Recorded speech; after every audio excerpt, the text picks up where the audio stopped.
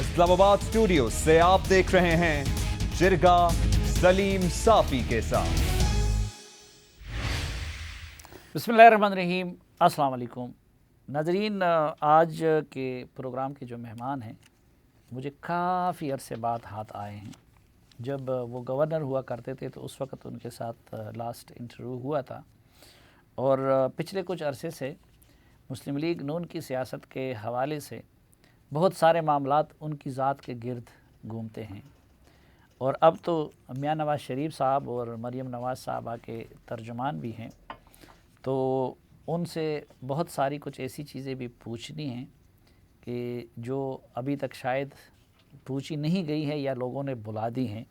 तो यकीनन आप पहचान गए होंगे आज के जिरगे के मेहमान जनाब मोहम्मद ज़ुबैर साहब, जो तर्जुमान हैं मियां नवाज़ शरीफ और मरियम नवाज़ साहबा का। ये एक सवाल जो काफ़ी अरसे से मेरे जहन में था, आप एक एक्सट्रीम पे नवाज़ शरीफ साहब और मरियम नवाज़ साहब के बयानिए के हामी, उनके दस्ते रास्त, और असद उमर साहब दूसरे एक्सट्रीम पे वो बिल्कुल अपोजिट बयानिए के और उनके दस्ते रास्त। तो इसको घर के अंदर आप लोग कैसे मेंटेन करते हैं? एक तो मैं ये वजाहत कर दूं, वो घर की बात तो आऊँगा कि ये एक नज़रिया पहले से था। ये नहीं कि उसने पीटीआई ज्वाइन किया तो उसने पीटीआई का नज़रिया अडॉप्ट कर लिया और मैंने पीएमएलएन ज्वाइन किया और मैं पीएमएलएन का नज़रिया। मैंने पीएमएलएन ज्वाइन किया था एक नज़रिए की बुनियाद पर। पाकिस्तान में अगर आप डिफ़ाइन करें कि 4-5 जो कोर इश्यूज़ हैं जिससे हर पॉलिटिकल पार्टी जिसके बुनियाद पर इर्द गिर्द घूमती है, जिस तरह सिविल मिलिट्री रिलेशनशिप है, जिस तरह फेडरल स्ट्रक्चर है, कॉन्स्टिट्यूशन की अहमियत है, सिविलियन बालादस्ती है, रीजनल मामलात हैं, इंडिया के साथ अफ़गानिस्तान के साथ किस किस्म के होने चाहिए, रोल ऑफ इस्लाम है, फिर उसके अलावा बड़ी इंपॉर्टेंट चीज़ है कि मईशत को कैसे चलाना है। मिसाल के तौर पर कुछ पॉलिटिकल पार्टीज़ होती हैं जो बहुत प्रो प्राइवेटाइजेशन होती हैं कि जी सब कुछ जो है वो प्राइवेट सेक्टर में होना चाहिए, और कुछ एक्सट्रीम जिस तरह अगर कम्युनिस्ट उसमें देखें या सोशलिस्ट उसमें एंटी प्राइवेटाइजेशन, और कुछ कि नहीं जी नहीं ये थोड़ा सा मिडल होना चाहिए। सो ये तमाम चीज़ें ना, इसमें मेरा रसद का बड़ा क्लियर डिफरेंसेस थे पहले से, और ये बड़े फाइन डिफरेंस होते हैं। थोड़ा सा अननेचुरल लगता है। मसलन आप देखें एजाजुल हक को देखें, हुमायूं अख्तर को देखें, एक जर्नैल के घर पैदा होके अमूमन लोग फिर प्रो एस्टैब्लिशमेंट लाइन पे रहते हैं। अभी तो हुमायूं अख्तर का आपने एग्जांपल दी, उनका क्या नज़रिया है? मतलब पीएमएलक्यू में भी हैं, मुशर्रफ साहब के साथ भी हैं, पीटीआई में तो नज़रिया तो कोई भी नहीं है ना। नहीं, मैं उस हिसाब से कहता हूं। असद उमर, जहाँ तक मैं समझता हूँ, ना असद उमर ना मैं पीटीआई से वो भी नहीं पीछे हटेंगे और मैं नून लीग से पीछे नहीं हटूँ। ये होता है नज़रिए। अब आप एग्जांपल ऐसी दे रहे हैं जो कि एक पॉलिटिकल पार्टी नहीं, मैं ये कह रहा था कि जिस घर में इंसान पैदा हो जाता है, जिस माहौल में हो जाता है ना, मसलन अब वो सारे लोग प्रो एस्टैब्लिशमेंट कैंप में रहते। तो जब नून लीग प्रो एस्टैब्लिशमेंट पार्टी थी, आप उनके साथ नहीं थे। जब तो मैं कॉर्पोरेट वर्ल्ड में था। हाँ, तो जब नून लीग एंटी एस्टैब्लिशमेंट सियासत अपना चूंकि तो तब आप उनके साथ आए, तो बड़ा अजीब सा लगता है। हमारी फैमिली है, चूँकि हमारे वालिद साहब का ताल्लुक ज़ाहिर है जनरल उमर, और वो चूँकि वो भुट्टो साहब ने उनको निकाला था तो उस वक़्त से हमारे घर में सियासत खुद ब खुद आ गई थी। तो हम बचपन से देख रहे थे कि जी Bhutto anti Bhutto camp and so on, तो बहुत क्लोजली फॉलो करते थे। बावजूद इसके कि मैं बाहर था, असद बाहर था, कॉर्पोरेट वर्ल्ड में हम नौकरी कर रहे थे, बहुत ही ज़्यादा क्लोजली हम पॉलिटिकल जर्म्स थे। तो जब 1990 में मियां नवाज शरीफ आए थे हुकूमत में, और उस वक़्त जो उन्होंने इकनॉमिक पॉलिसीज़ अपनाई थी, तो उस वक़्त असद उमर तो वाह वाह करते हुए थकते नहीं थे, और मैं भी वाह वाह करता था नवाज शरीफ की पॉलिसी। जी जाहिर सी बात है, जितना भी बिजनेस वर्ल्ड था, कॉर्पोरेट वर्ल्ड था, जो भी था, वो तो उस जैसी रेवोल्यूशनरी पॉलिसीज़ तो आज तक कभी आई नहीं है। ब्रेथ टेकिंग पेस पर उन्होंने की थी। वो जब काकड़ फार्मूला आया है और ग़ुलाम इसाक को और मियां नवाज शरीफ को घर भेजा गया है, उस वक़्त मेरे अपने हिसाब से मियां नवाज शरीफ ने जो उनका ऊपर वो जो था उसकी प्राइस पे कर दी थी कि जी वो जनरल जिलानी और जनरल ज़ियाउल हक। अब उस बात को 27-28 साल हो गए, आज भी लोग कहते हैं जी वो तो आए किस लिए थे। उसके बाद फिर मार्शल लॉ लगा 99 में। तो उस वक़्त तो अगर मैं मैं कॉर्पोरेट वर्ल्ड में ना होता और बाहर ना होता IBM के साथ, तो मैं भी रीगल चौक पर मुशाहिदुल्लाह साहब के साथ حصہ ڈالتا اپنا.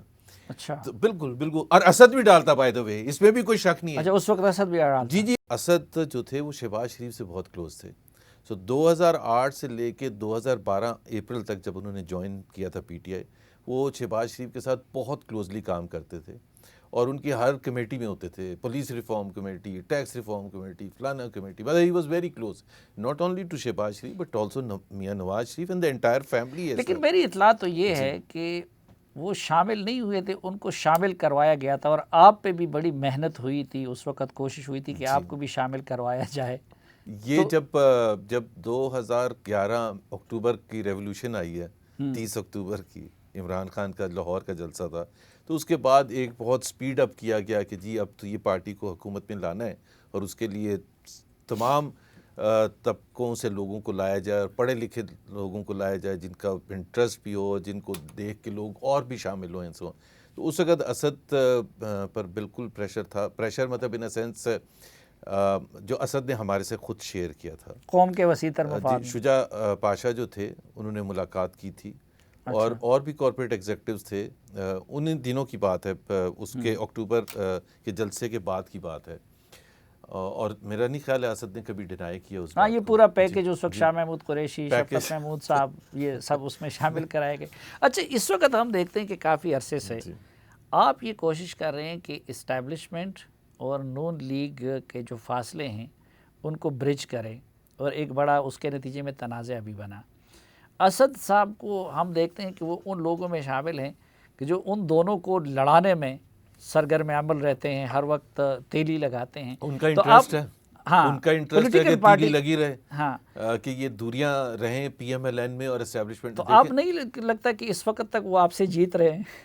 یہ دیکھیں نا, دیوار کے ساتھ تو ہم لگے ہوئے تھے نا پچھلے 2-3 سال سے, بلکہ الیکشن سے بھی پہلے سے, آپ کو پتہ ہے پناہ جو بھی ہو, اور دیوار میں لگے ہوئے نہیں, چن دیے گئے تھے اور چن دیے گئے ہیں ابھی تک. تو ہمارے لیے تو ظاہر سی بات ہے ادھر سے نکلنا دوبارہ اور ایک مین سٹریم اور ایکسیپٹیبل ہونا کہ جی ہم بھی ایک آپشن ہیں. ایک تو سب سے پہلے تو یہ بات ہے کہ ہم آپشن ہے بھائی, ہم نے کوئی ایسے خزانے نہیں لوٹے, ہم نے کوئی ایسی غداری نہیں کی ہے, دہشت گردی نہیں کی ہے, یہ ہم نے. اور میں تو بالکل اس بات پر کمیٹڈ ہوں, آپ کو کوئی سائڈ پر نہیں کھیلنا چاہیے. آپ کو اگر آپ ریئل معنوں میں سولین بالادستی کی بات کرتے ہیں, we need no favours from anyone and we should not ask for any favours, نہ نیب کے سلسلے میں, نہ کیسز کے سلسلے میں, نہ میڈیا کے سلسلے میں, نہ پارلیمنٹ کے سلسلے میں, نہ الیکشن کے سلسلے میں. ہم کہتے ہیں ہمارا مقابلہ سیاسی جماعتوں سے ہونے دیں, اور ہم ان کو سیاسی اکھاڑے میں دیکھ لیں گے, جو بھی جیتتا ہے عوام کر سکتی. ادھر بھی تو یہ گڈ گورننس نہیں دیتے, وہ کہتے ہیں کہ دیکھیں پیپلز پارٹی کے خلاف یہ جو الزامات تھے وہ غداری کے تھے, انڈین ایجنٹ کے تھے, سکھوں کی فہرست دینے کے تھے, کرپشن کے الزامات تھے, یہ سب اسی نون لیگ کی لیڈرشپ نے بنائی. غلط کیا تھا. آئی تھنک جب 2006 میں جو چارٹر آف ڈیموکریسی ہوا ہے تو اس میں یہ چیز کو ایکسیپٹ کیا گیا نا, دونوں پولیٹیکل پارٹیز نے, جو ہم نے ایک دوسرے کے ساتھ کیا. اور اسی طرح سے پھر کرپشن کے حوالے سے, اسی طرح سے پھر اور بھی چیزیں. 20 مہینے میں بے نظیر صاحبہ کی حکومت کا تختہ ہو گیا, پہلی حکومت کا. اب 20 مہینے آپ خود سوچیں, یہ 2.5 سال کے بعد کہتے ہیں کہ ہمیں 15 سال جب تک. لیکن اس کے بعد دیکھیں نواز شریف صاحب کو نکالا گیا, وہ جلاوطن ہوئے, اتنا سب کچھ ہوا, مشرف صاحب کا دور گزرا, اس کے بعد بھی میمو گیٹ کا معاملہ آیا, وہ پھر کوٹ پہن کے وہ پیپلز پارٹی کے خلاف. کالا کوٹ پہن کے وہ memo gate is the issue نا, کالا coat is not the issue. ہاں میمو کوٹ میرا لیے بڑا ایشو یہ تھا کہ آپ سویلین لیڈرشپ اور الیکٹڈ پرائم منسٹر اور الیکٹڈ صدر کے موقف کے خلاف. میں نے تو اس وقت بھی لکھا تھا کہ یہ ویسی بکواس ہے. منصور اعجاز کیا تھا, یہ براڈ شیٹ والا جو ابھی چیز ہے, یہی اسی طرح کی ایک شے تھی, اور اس کو بنیاد بنا کے آپ ایک الیکٹڈ گورنمنٹ کے خلاف جا کے ان قوتوں کا علاقار بن رہے. تو آپ نہیں سمجھتے کہ وہ بھی غلطی تھی؟ بالکل غلطی تھی, اور اس غلطی کا ایکسیپٹنس بھی میاں نواز شریف نے کیا. دیکھیں پہلی بات, لیکن اب اس کی کیا گارنٹی ہے کہ آگے جا کے یہ غلطی نہیں دہرائی جائے گی؟ پہلی بات دیکھیں, پی ایم ایل این ایک پولیٹیکل پارٹی ہے جو زیادہ تر میری نظر میں 90+ اچھے کام کرتی رہی ہے, اور کچھ غلطیاں بھی ہوتی ہیں. تو یہ تو کوئی بھی نہیں, کوئی پولیٹیکل لیڈر یا کوئی پولیٹیکل پارٹی یہ کلیم نہیں کر سکتا کہ آئندہ ہم کوئی غلطیاں نہیں. لیکن ایک چیز میں کہنا چاہتا ہوں کہ جو جنگ ہم لڑ رہے ہیں, اگر ہم اس وجہ سے پیچھے ہٹ گئے کہ جی میمو گیٹ میں ہم نے کیا رول پلے کیا تھا یا 2006 میں کیا تھا, تو آپ مجھے بتا دیں سلیم صافی صاحب، اگر پی ایم ایل این پیچھے ہٹ جائے تو اس ملک میں کوئی سویلین بالادستی کی کون، سارے کے سارے گھر بیٹھ جائیں گے نا. تو کم سے کم ہمارا باقیوں کے مقابلے میں لیکن تو ابھی ریکارڈ ہے نا. یہ جنگ تو قسطوں میں لڑ رہی ہے نا، کبھی گھر بیٹھ جاتی ہے، کبھی میدان میں نکل آتی ہے، کبھی انقلابی بن جاتی ہے، کبھی وہ پھر خاموشی اختیار کر لیتی ہے.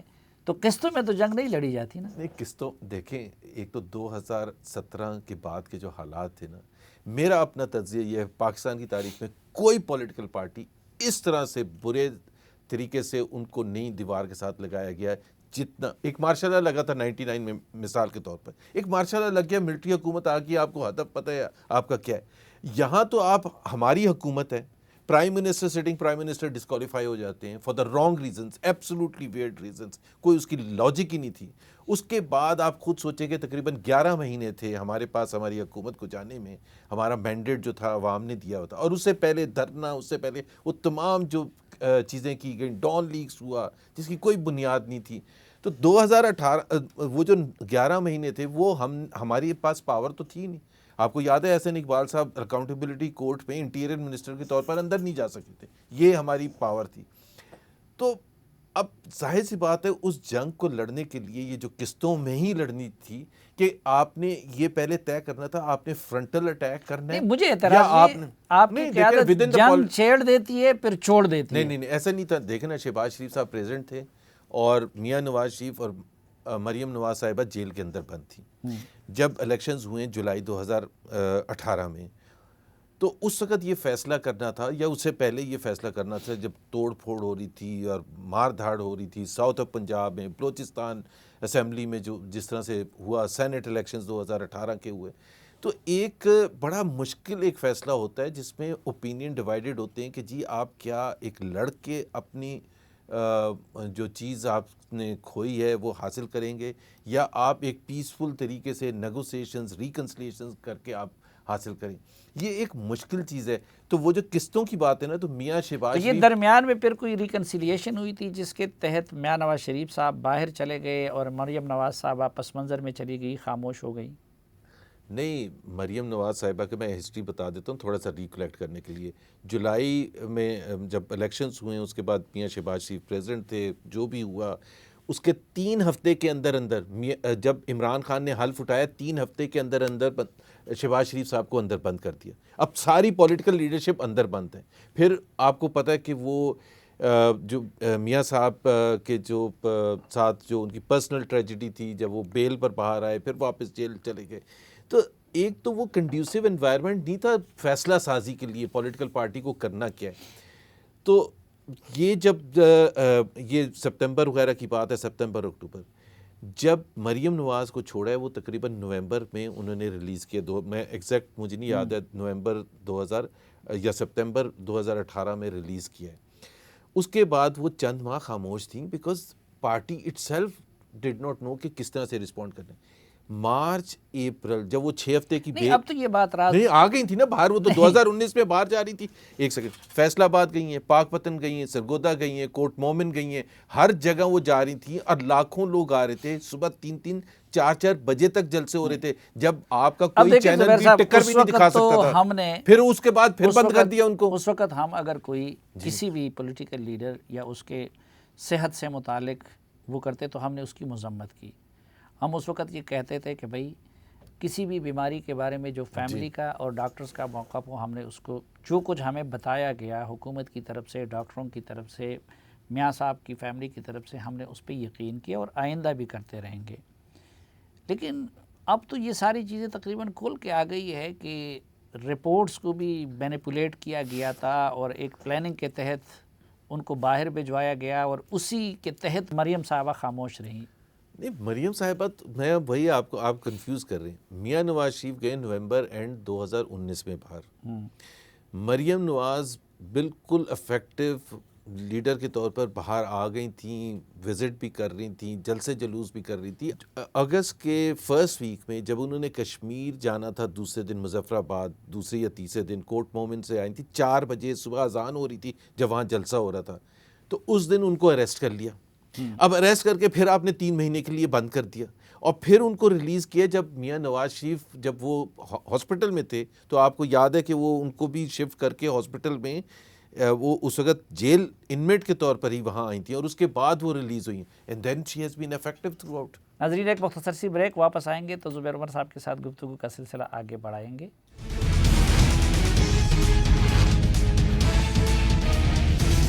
ایک بار پھر خوش آمدید آپ کو جرگے میں. آج کے جرگے میں ہمارے ساتھ ہیں سابق وفاقی وزیر اور مریم نواز صاحبہ اور نواز شریف صاحب کے ترجمان جناب زبیر عمر صاحب. جو حمزہ شہباز صاحب ریلیز ہو گئے, الیکشن کمیشن کافی عرصے بعد ہمیں تھوڑا سا انڈیپینڈنٹ نظر آنے لگا ہے, تو یہ کچھ آپ جیسے لوگوں کی محنتیں رنگ لائی ہیں یا کہ اتفاقاً ہیں؟ دیکھیں, ایک جو میں نے پہلے شروع میں ایک چیز کہی تھی کہ دیکھیں ہم یہ کہہ رہے ہیں کہ ہماری کوئی پرماننٹ لڑائی تو نہیں ہے, یہ ہمارا ملک ہے, ہمارے ادارے ہیں اور ہمیں فخر ہے اپنے اداروں پر, جو ان کا جو مین کام ہے, چاہے جوڈیشری ہے, چاہے وہ فوج ہے, چاہے کوئی الیکشن کمیشن ہے, یہ جو بھی ہے. خاص طور پر اگر آپ فوج کے حوالے سے بات کر رہے ہیں, قربانی ہے ابھی بھی, ظاہر ہے پورا پاکستان ان کے فیوچر پروفیشنلزم پر ڈپینڈ کرتا ہے. تو مین چیز یہ ہے کہ ہم یہ کہتے ہیں کہ جی آپ جو بھی ہو گیا ہم نہ اپنے دل میں رکھنے کے ساتھ آگے جائیں گے, لیکن آپ کو بھی تو شو کرنا ہے کہ آپ ہمیں سپیس دیں, اور وہ جو دوسرے ادارے ہیں اس میں ہمیں محسوس ہونا چاہیے آہستہ آہستہ کہ جی کوئی انٹرفیرنس نہیں ہے. تو الیکشن کمیشن نے یہ جو دیا ہے, ہم نے بار بار کہا, ابھی جو سینٹ الیکشنز کے حوالے سے جو گیلانی صاحب نے بھی بیان دیا, ہمارے لوگوں نے بھی بیان دیا کہ ہمیں نہیں لگتا کہ کوئی انٹرفیرنس ہو رہی ہے. تو یہ ایک خوش آئند بات ہے, لیکن یہ صافی صاحب یہ احساس دلا کے ہی ہوتی ہے نا. اگر ہم ڈر نہیں, یہ 2-3 چیزوں سے آپ کو احساس, کیونکہ بار بار اسٹیبلشمنٹ کی طرف سے تو یہ کہا جا رہا ہے کہ جی ہم غیر جانبدار ہیں, ہماری سیاست میں کوئی مداخلت ہم نہیں کریں گے. تو یہ 2-3 چیزوں سے اب آپ لوگوں کو یقین ہو گیا ہے کہ اس وقت مداخلت نہیں ہے اس لیول کی؟ اس وقت مداخلت نہیں ہے, لیکن دیکھیں یہ بہت شارٹ پیریڈ ہے جس کے بیسس پر ہم ایک سٹیٹمنٹ نہیں دے سکتے کہ جی زبردست پاکستان اب اس آئین کے تحت چلے گا, سن 73 کے آئین کے تحت یا قائد اعظم کے ویژن کے تحت, کہ جس میں پارلیمنٹ سپریم ہوگی یا سویلین بالادستی ہوگی for all times to come. بہت دفعہ پاکستان کی ہسٹری میں ایسا محسوس ہوا ہے, جب بھٹو صاحب آئے تھے تو ایسے ہی لگا تھا, لیکن اس کے بعد جب ضیاء صاحب نے کو کیا تو سب کچھ چینج ہو گیا تھا. آپ کا مطالبہ کیا ہے کہ اسٹیبلشمنٹ اپنے آپ کو ڈیٹیچ کر لے پالیٹکس سے یا ریورس کر لے؟ ریورس کیا مطلب؟ یعنی جو کچھ اس وقت پولیٹیکل ڈسپنسیشن ہے اس کو ریورس کر. دیکھیں ہم پی ایم ایل این کے پاس ایک جو ایڈوانٹیج ہے یہ کہنے میں, وہ کہتے ہیں کہ جی آپ سویلین بالادستی کی اس لیے بات کرتے ہیں کہ کیونکہ آپ کو پتہ ہے کہ ووٹ آپ کو ملے گا. تو بھائی ٹھیک ہے نا, پھر ہماری فیئر ڈیمانڈ ہے نا, اس میں کیا نقصان ہے؟ اگر ہاں عوام کی پذیرائی نہ ہو تو پھر ہم کوئی اور رستہ اختیار کریں گے کہ جی تاکہ اسٹیبلشمنٹ کے تھرو کوئی 20-25 سیٹیں آ جائیں اور اپنا ہم کوئی گیم کنگ میکر بن جائیں کہ جی اگر آپ کے ساتھ بیٹھیں گے تو حکومت بن جائے گی.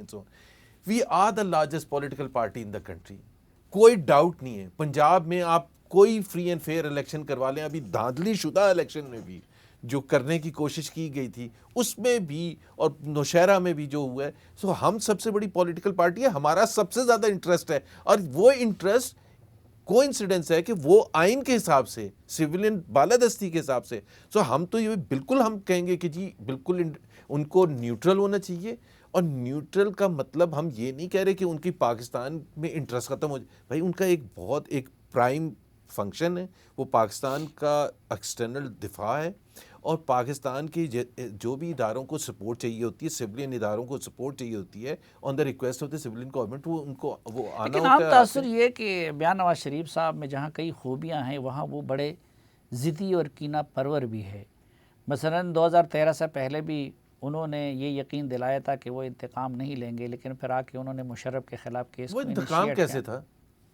دیکھیں 1999 میں ایک جنرل نے تختہ لیکن انہوں نے الیکشن سے پہلے وعدہ کیا تھا کہ جی میں نہیں کروں گا. دیکھیں پولیٹیکل فورسز بھی پلے کرنا شروع کرتی ہیں. 186 سیٹیں 2013 میں پی ایم ایل این کو ملی تھیں, 186 342 میں سے بہت بڑی میجورٹی ہوتی ہے, اور ایک ونڈیکیٹ ہوا تھا ہمارا سٹینڈ کہ 1999 میں جو نکالا گیا تھا، لوگوں کی ایسپریشنز تھیں اس دوران، اس 12-13 سال میں ہم نے بہت سی دفعہ یہ باتیں کیں، لیکن جنرل مشرف صاحب اپنی مرضی سے پاکستان آئے تھے. General Musharraf was responsible. نہیں، یہ لیکن تو نہیں ہو اب تو سکتا میاں نا. نواز شریف نے ان لوگوں کو نام لیا ہے جو بلکہ ایک نئی روایت قائم کر کے، تو اس میں کیسے یقین کر لیا جائے کہ موقع ملتے ہی وہ انتقام نہیں لیں گے؟ نہیں انتقام لیں گے، وہ بالکل ڈیفرنٹ تھا جنرل پرویز مشرف کا. میں صرف آپ کے ناظرین کے لیے بتا دوں، ایک تو ہماری کمٹمنٹ تھی، ہمیں نکالا گیا تھا. دوسرا 2009 میں ایک 15 رکنی بینچ نے سپریم کورٹ کے آرٹیکل 6 کا کہا کہ صرف جنرل پرویز مشرف پر، اس میں بالکل کلیئر ہے فیڈرل حکومت کو لگانا ہوتا ہے. فیڈرل حکومت پی وی پی کی تھی، انہوں نے نہیں لگایا. 2013 جون میں ہماری حکومت آئی، 2-3 ہفتے کے بعد افتخار چودھری صاحب چیف جسٹس نے ہمارے اوپر آلو رکھ دیا. انہوں نے بلایا اٹارنی جنرل کو کہ جی پرائم منسٹر سے جا کے پوچھیں کہ ہم انیشیٹ کر رہے ہیں یا نہیں کر رہے. ابھی آپ مجھے بتائیں کہ اس وقت آپ کہتے نہیں ہم نہیں کر رہے، تو سب میاں نواز شریف کو بشمول آپ کے کہ 186 سیٹیں 12 سال آپ شور میں چاہتے رہے ہیں جنرل پرویز مشرف پر، اور آج جب وقت آیا ہے اور سپریم کورٹ کہہ رہا ہے اور 15 رکنی بینچ کا ایک فیصلہ ہے اور آپ کہہ رہے ہیں نہیں میں نہیں ٹرائی کروں گا. اور بائی دا وے نہیں زبیر صاحب ایک چیز میں ریکارڈ پہ لاؤں، میرے کالم بھی ریکارڈ پہ ہیں جی اور اس وقت وہ اللہ ان کو زندہ رکھے وہ سن بھی رہے ہوں گے کہ میں نے خلوت میں بھی، فواد حسن فواد بھی گواہ ہے، ایک طالبان کے سلسلے میں کوئی میٹنگ ہو رہی تھی تو میں نے ان کو روکا تھا کہ جی آپ یہ کام نہ کریں مشرف کے خلاف. آپ کے لیے آسان تھا نا، آپ کو کوئی پولیٹیکل بیکلیش نہیں آتا نا. میاں نواز شریف لیکن آپ نے کہا بشمول آپ کے، تو میں اس لیے اپنی وضاحت کرنا چاہ رہا تھا اور مشرف کی ہمدردی میں نہیں کر رہا تھا. میں یہ کہہ رہا تھا کہ پاکستان اس وقت ان چیزوں کو افورڈ نہیں کر سکتا. آپ کو جو درمیان میں جو چیزیں آئی ہیں اب اس گیپ کو فل کرنا ہوگا. لیکن اچھا اب پھر اگر یہ چیز ہے اور دوسری طرف سے آپ کو پازیٹیو سائنس بھی مل گئے، رانا ثناء اللہ نے بھی کہہ دیا، آپ بھی مانتے ہوں گے کہ پنجاب میں جو ضمنی الیکشن ہوا اس میں کوئی مداخلت ادھر سے نظر نہیں آئی، ادھر سے ہوئی، اسلام آباد سے، بنی گالہ سے ہوئی. ٹھیک. اچھا اسی طرح الیکشن کمیشن کا رویہ، یہ ساری چیزیں، تو آپ لوگ بھی تو کچھ اپنا ٹون چینج کر لینا. اگر آپ لوگوں کے ارادے ٹھیک ہیں تو پھر جو بلاول صاحب اور زرداری صاحب اور اس طرح کا تھوڑا سا ہیموپیتھک لے جائے افکار.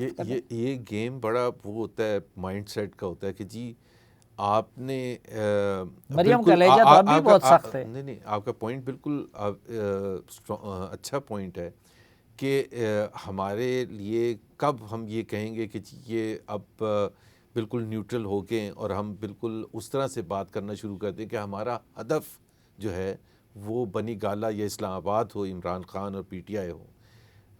تو ظاہر سی بات ہے it's a matter of give and take and assessment کہ جی کیا یہ ہو چکا ہے، اور اگر ہو چکا ہے تو ہمارے لیے ہم کیوں لڑیں گے، ہم پاگل ہیں. ایک اسسمنٹ تھی مولانا صاحب کی اور آپ کی قیادت کی کہ جی ان اسمبلیوں میں نہیں بیٹھنا چاہیے، اس سسٹم کا حصہ نہیں بننا چاہیے اور بس اسلام آباد کی طرف عوام کو نکالنا چاہیے. دوسری اسسمنٹ تھی زرداری صاحب کی اور وہ کہہ رہے تھے کہ نہیں ہمیں پارلیمنٹ میں رہ کے اور ان ہاؤس چینج کی کوشش کرنی چاہیے. یہ ابھی جو کچھ ہو رہا ہے پنجاب میں، جس طریقے سے پرویز الہی صاحب نے تمام سینٹ کا امیکیبلی تقسیم کر لیے، تو آپ کو کیا لگتا ہے کہ زرداری صاحب کا فارمولہ کام کرتا ہوا نظر آ رہا ہے؟ یہ اس کا سب سے بڑا ٹیسٹ ہوگا 3 مارچ کو جب حفیظ شیخ اور یوسف رضا گیلانی کا مقابلہ ہوگا. اور جیسے لگ رہا ہے اللہ کرے ایسا ہو کہ حفیظ شیخ صاحب پٹ جائیں اور ان کا کوئی بنتا ہی نہیں سینٹ پہ آنا. پاکستان کے لیے بہت نقصان دہ. یہ پی ٹی آئی کی وجہ سے نہیں میں کہہ رہا، حفیظ شیخ کی وجہ سے کہہ رہا ہوں. پی ٹی آئی کوئی اور فائنینس منسٹر، ایک شخص کی لائلٹی نہیں ہے، محبت ہی نہیں ہے پاکستان سے، رہتے ہی نہیں پاکستان میں سوائے جھنڈے کے. 43 سال 1977 سے لے کے 2021 تک کی بات کر رہا ہوں، چھوٹی موٹے عرصے کی بات نہیں کر رہا. سارے اثاثے باہر رکھے پہ. تو ایک ایسا شخص جس کی کوئی پولیٹیکل کمٹمنٹ نہیں ہے، کبھی مشرف صاحب کے ساتھ ہوتے ہیں، کیو لیگ میں ہوتے ہیں، پیپلز پارٹی میں ہوتے ہیں، پی ٹی آئی میں ہوتے ہیں. آپ کو اس لیے غصہ ہے آپ کے بھائی کو ریپلیس کیا ہے؟ لیکن کسی کا باہر رہنا تو اس کی ملک کے ساتھ لائلٹی کو نہیں، بالکل ہے، بالکل شوق سے رہے، ہم تو نہیں کہہ رہے. آپ نے بھی تو کسی زمانے میں بیرون ملک بالکل، لیکن اس لیے واپس نہیں آتے کہ جب آپ کو کہا جائے کہ سر آپ آ جائیں فائنینس منسٹر لگ رہے ہیں یا پرائیویٹائزیشن منسٹر لگ رہے ہیں, تو وہ کہیں گے اچھا میں جب ایئرپورٹ سے باہر نکلوں گا تو گاڑی پر جھنڈا ہوگا, اور میری ایک شرط ہے کہ جس دن مجھے نکالا جائے گا یا حکومت ختم ہوگی تو اس دن شام کا مجھے جانے دے واپس. یہ تو کوئی محبت نہیں ہوتی.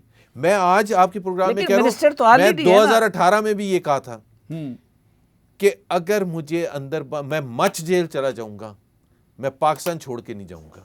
مطلب 4-5 دن کے لیے 10 دن کے لیے ایک اور بات ہوتی ہے, بٹ ایک کمٹمنٹ بھائی نوکری کے لیے تو میں نہیں کہہ رہا. ورلڈ بینک اور ہیں کون, ورلڈ بینک کے ریپرزینٹیٹیو ہیں, آئی ایم ایف کے ریپرزینٹیٹیو ہیں. اسد عمر اپریل کے مڈ میں ان کو نکالا گیا تھا فائنینس منسٹر, اور آپ کو پتہ ہے آئی ایم ایف سے بھی وہ ہو کے آئے تھے واشنگٹن اس سے تھوڑے دن پہلے, اور 6-7 مہینے سے آئی ایم ایف کے ساتھ بات چیت چل رہی تھی. حفیظ شیخ صاحب آئے, 15 دن میں معاہدہ ہو گیا, کیونکہ اس طرف بھی آئی ایم ایف اور اس طرف بھی آئی ایم ایف ٹیبل کے, تو معاہدہ تو 15 دن بھی بہت تھے. وہ تو ڈیٹیلز میں ظاہر ہے, وہ تو پھر ڈاکومنٹیشن وغیرہ ہوتی ہے. اور اس دوران انہوں نے وزیر تو آلریڈی ہے نا, تو سینیٹر بن جائیں گے تو پی ٹی آئی میں بھی آ جائیں گے, پاکستان کے ساتھ وہ رشتہ مضبوط ہو جائے گا نا. نہیں, رشتہ مضبوط نہیں ہونا ہی نہیں. یہ تو ایک یہ ہمارے بس میں نہیں تھا, انہوں نے ایڈوائزر سے ہٹا کے سپریم کورٹ کے فیصلے کے بیسس پر, کیونکہ وہ چیئر نہیں کر سکتے تھے تو ان کو منسٹر بنا دیا. 6 مہینے میں الیکٹ کروانا تھا. ہمارے پاس چوائس نہیں تھی. اب ہمارے پاس یہ چوائس آئی ہے کہ ہم ان کو ہر ایفرٹ کر کے کسی نہ کسی طرح سے ہروائیں تاکہ وہ وہاں واپس جائیں واشنگٹن. ناظرین, جناب زبیر عمر صاحب کے ساتھ جرگہ کنٹینیو رہے گا ایک وقفے کے بعد. ایک بار پھر خوش آمدید آپ کو جرگے میں. آج کے جرگے میں ہمارے مہمان ہیں جناب زبیر عمر صاحب. آپ کھل کے ذرا بات کر لیتے ہیں. جی, یہ مسلم لیگ نون کا بھی سٹینڈ تھا, پیپلز پارٹی کا بھی تھا کہ اوپن بیلٹنگ ہونا چاہیے. ہر چیز میں کھل کے نہیں کرتا ویسے. اچھا, کہ اوپن بیلٹنگ ہونی چاہیے.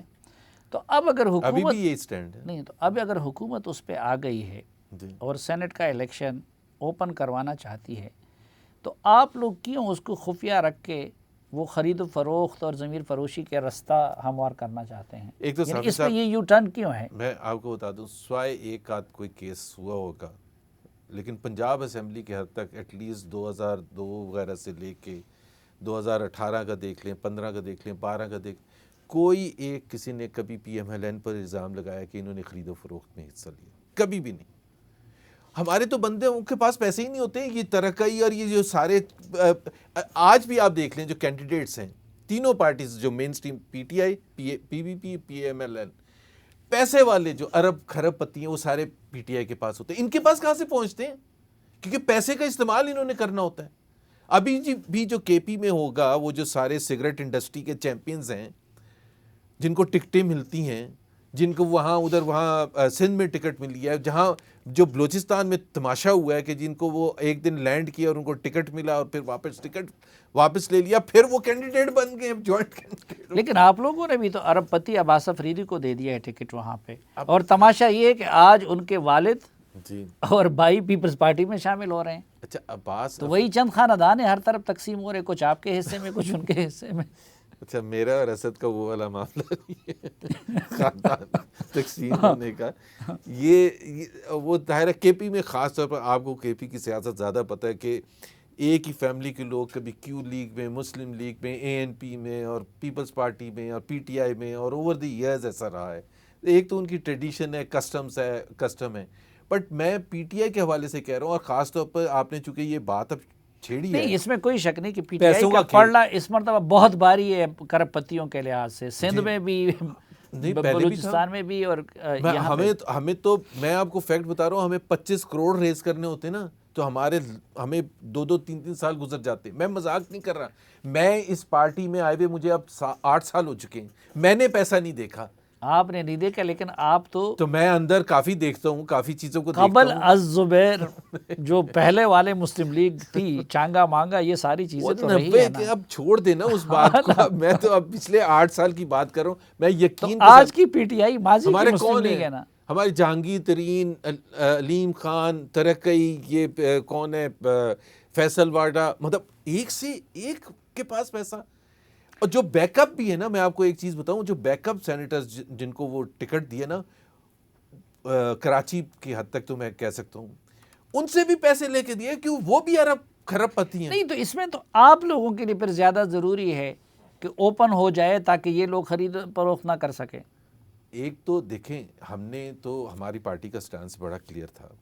ایک تو اوپن اور سیکرٹ بیلٹنگ کا معاملہ نہیں ہے, it's a matter of principle. اور پرنسپل یہ ہے کہ آپ پورے الیکٹورل ریفارمز ایک ساتھ لاتے, کیونکہ یہ کیا کرتے ہیں کہ فیٹف کا وقت آیا, یہ کہتے ہیں ایک چیز یہ کروا لیں ساتھ میں.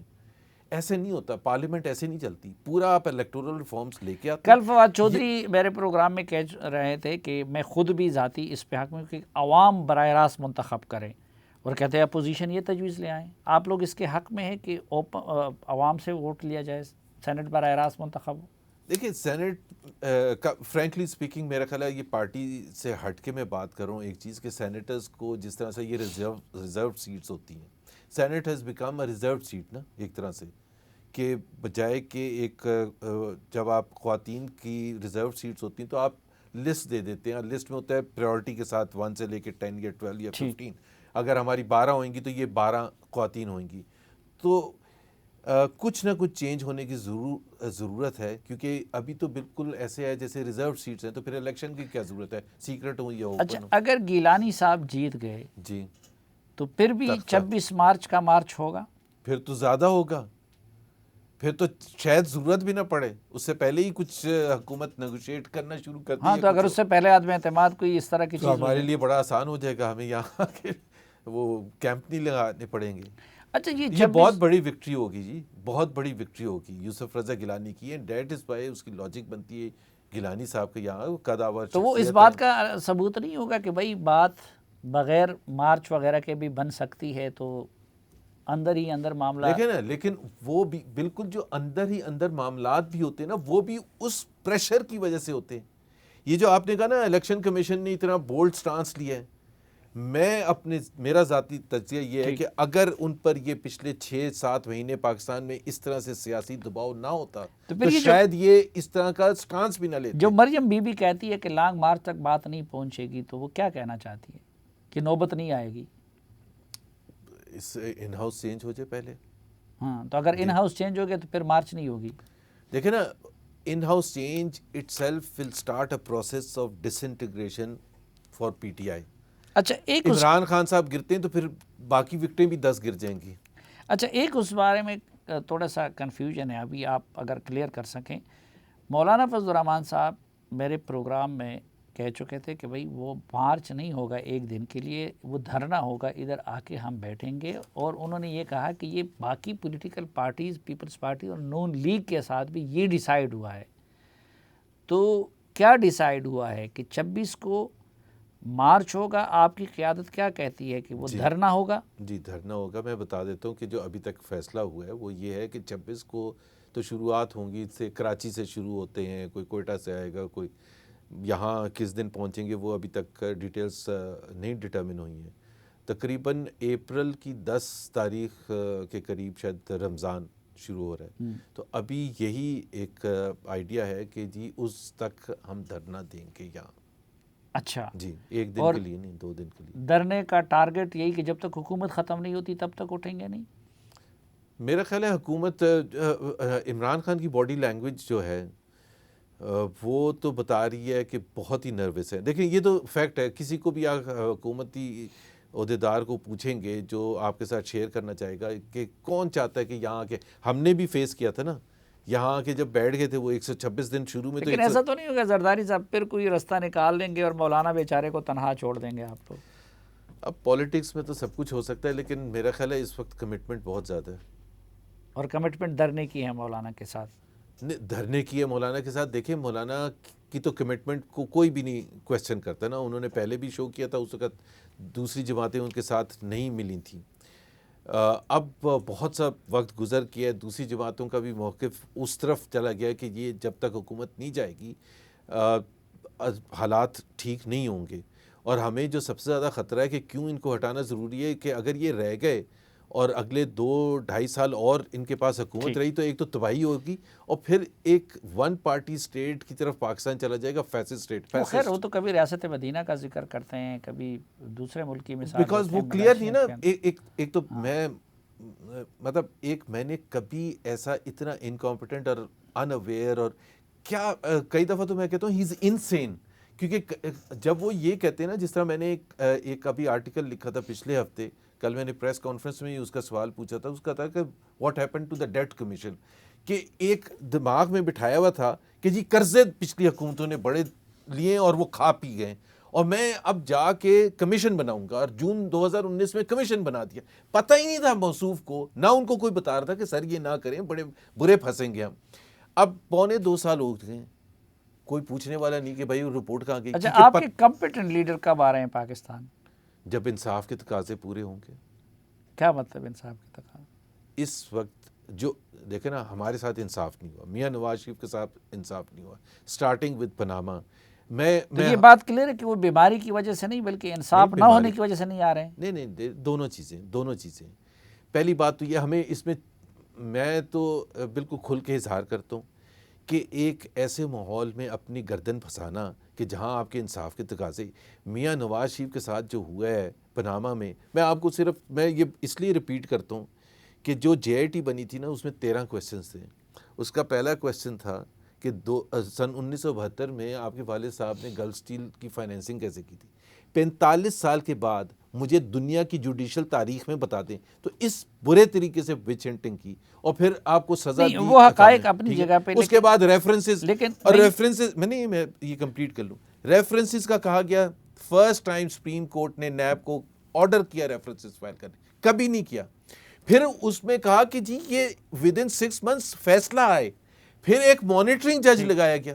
بھائی یہاں ایک آپ کو پتہ ہے نا، ڈپٹی اسپیکر صاحب بیٹھے ہوئے ہیں جن کے خلاف فیصلہ آ چکا ہے کہ ان کا الیکشن دھاندلی شدہ تھا، اور وہ پیچھے چھپے ہوئے ہیں اس قانون کے کہ جس میں اسٹے لے کے بیٹھے ہوئے ہیں اور کسٹوڈین آف دا ہاؤس ہیں. تو جب انصاف کے تقاضے اس طرح سے ہوں گے کہ ایک طرف پرویز رشید صاحب ہیں جن کو آپ نے سینٹ میں نہیں آنے دینا، اور ایک طرف فیصل واٹا ہے، تو میرا خیال ہے بڑی زیادتی والی بات ہے. پرویز رشید صاحب زیادتی کر رہے ہیں نا، اس دور میں بھی وہ احمد فراز کے پیروکار بنے پھرتے ہیں. تو کیوں نہ بنے؟ اگر بولنا ہی بند کر دیں، شبلی فراز بنے، سب کچھ کلیئر ہو جائے. حمزہ باہر آ گئے، جی شہباز شریف کب تک باہر آ سکتے ہیں؟ بہت جلد آئیں گے انشاءاللہ تعالی. کس بنیاد پہ آپ کہہ رہے ہیں؟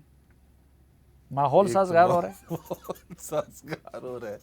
اور دوسری بات ہے، انہوں نے کیا ہے.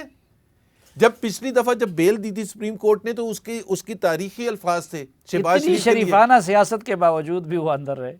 کتنا ظلم ہے. اور میں نے آپ کو پہلے کہا تھا کہ 3 ہفتے کیوں اندر بند رہے، یہ بھی میں آپ کو بتاتا ہوں. کیونکہ عمران خان نے کیلکولیٹ کیا جب وہ حکومت میں آئے کہ میرا رائیول نہیں کوئی ہونا چاہیے، ایک شیڈو پرائم منسٹر کوئی بھی نہیں ہونا چاہیے. اب بھی تو عمران خان وزیر اعظم ہے. Thought was Shahbaz Sharif.